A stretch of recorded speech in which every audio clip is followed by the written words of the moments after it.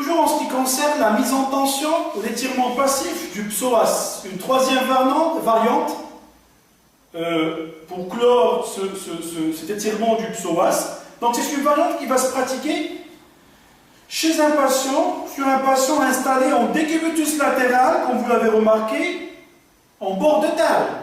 Le patient sera installé sur le dos, le bassin et la région fessière placés au bord de la table.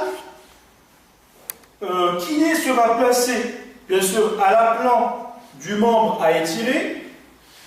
Le membre inférieur opposé, comme c'était le cas tout à l'heure en DL et en décubitus ventral, donc on doit le maintenir fléchi au niveau de la hanche et au niveau du genou. Donc on va hyper fléchir, je vous le montre bien sûr sur le squelette.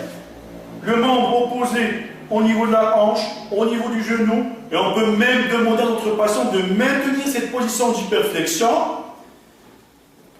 Je peux aider mon patient bien sûr à maintenir cette position d'hyperflexion, et je me place en préservant toujours mon dos, ma nuque, en légère flexion des genoux, en banquette, et je vais devoir étirer le psoas du côté opposé. Donc l'intérêt d'hyperfléchir le membre opposé, c'est de rétroverser le bassin afin de délordoser la région lombaire et être beaucoup plus efficace en mise en tension du psoas du côté opposé. Parce que toute rétraction des fléchisseurs et notamment du psoas du côté, bien sûr, du côté lésé, du côté atteint, entraîne une exagération de l'ordose lombaire avec exagération aussi de l'antéversion du bassin. Donc pour pouvoir être efficace, mener à bien, mettre en tension maximale, bien sûr, tout en respectant la règle de non-douleur, le psoas du côté à étirer, il va falloir rétroverser le bassin,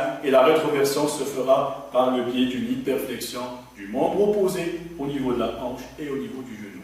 Bien, je me place de ce côté-là, puisqu'on est sur un squelette. Ne faites pas trop attention au degré de liberté articulaire et à la mobilité, c'est trop souple. Donc on ne peut pas le comparer à un patient ou un individu, un sujet normal. Donc, hyperflexion, je me place à l'aplan du membre à traiter et j'insiste sur le mouvement d'extension de hanche, à savoir que l'amplitude normale d'extension de hanche ne dépasse pas les 30 à 35 degrés. Donc on ne se réfère pas au squelette, c'est une fausse amplitude.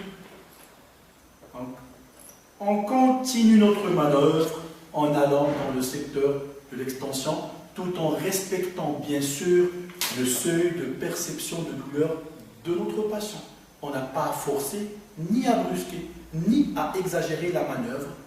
Donc il faut respecter le seuil de douleur de votre patient.